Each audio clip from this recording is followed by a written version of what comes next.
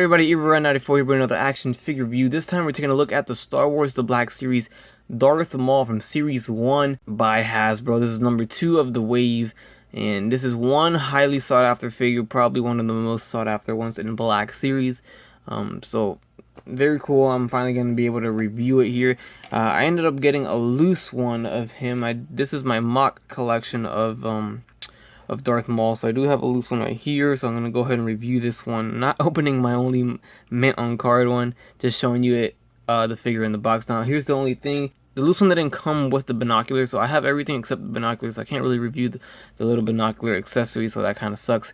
From what I see, it's very nicely detailed. I see the red and black button. It's got some grime and dirt on it, so it's very nicely detailed, and I think they did a good job just judging it from the package. But anyways, that's the front of the package. Here's the other side. Here's the back. On the back, you can see there is a read-up that says, the evil Sith apprentice Darth Maul engages in a fierce lightsaber duel with Qui-Gon Jinn and Obi-Wan Kenobi. In quotations, it says, "At last we will reveal ourselves to the Jedi. At last we will have revenge." So that is a line that he said in the movie, of course. And then here's the other side. Nothing there. The front of the package again. So let's take a look at the loose version. I guess I can't say let's crack it open because I'm not, but let's see the figure and see what we got. Alright, and there we have Darth Maul out of the package. Have him in his robed head, because there's two heads, and they did a very cool thing where the robe was not soft goods and they made it a soft rubber, which is, I think, a good idea, and it looks really nice. You can see the thorns kind of poking out, not poking out, but you can see where they are underneath the robe. Makes it look a lot more realistic, sculpted on there, really nice, and I think that looks perfect. The alternate head is, of course, you can have him without the Sith Lord robe on. So there's that other alternate head. Like I said, I don't have the binoculars, so that kind of sucks. But we do have the dual side lightsaber here that come in two pieces that they do, of course, clip together and combine to make his double-sided lightsaber. As for the figure himself, you can see the face sculpt on this one. You can't really move his head on the cloaked version of the head, and it's really hard to articulate him with the cloak on.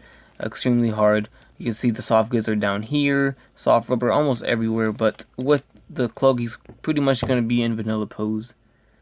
Taking the cloak version of the head off, here you can actually see how it is. It's just a head attached to it. You can see everything's more exposed now, and you can actually articulate him a lot better. So if we're going to take a look at the articulation, we have the head on a ball jointed hinge, so left and right, up and down. Got the arm going forward and back, in and out, no biceps. So we do have a single jointed elbow that swivels as well. A wrist that is on a hinged that does swivel too. We have a lower diaphragm joint. It has pretty good range of motion, does swivel and goes back, forward, side to side, tilts. So not too bad. The leg goes forward and back, in and out on a T-joint, upper thigh swivel.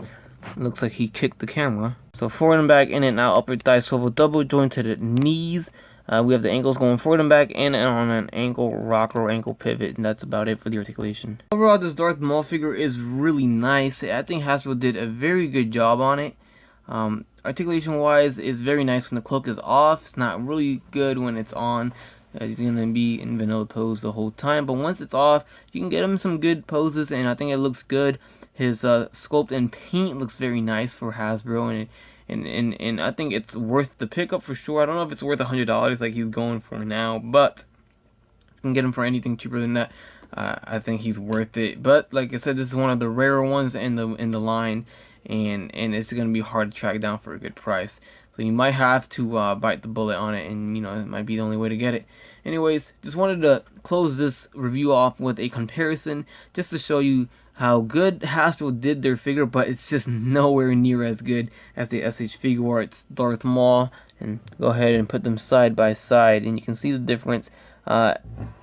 Obviously, the SH Figuarts one looks perfectly, it looks dead on.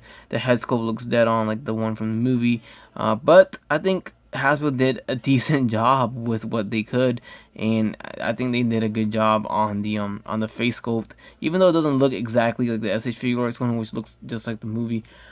I think it's good enough for a $20 figure that was at a Walmart store at one point. you know, I think it's a really good attempt by Hasbro, and especially with the cloaked head. The SH Figure Arts doesn't come with a cloaked head, but I think both figures are worth a pickup. Of course, Figure Arts is a little bit more articulated, more range of motion here and there, more, you know, better sculpt.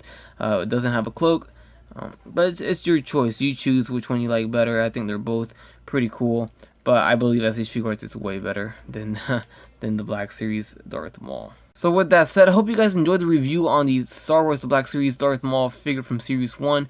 Please leave a like, comment, subscribe if you guys would like. You guys have a great day. Bye.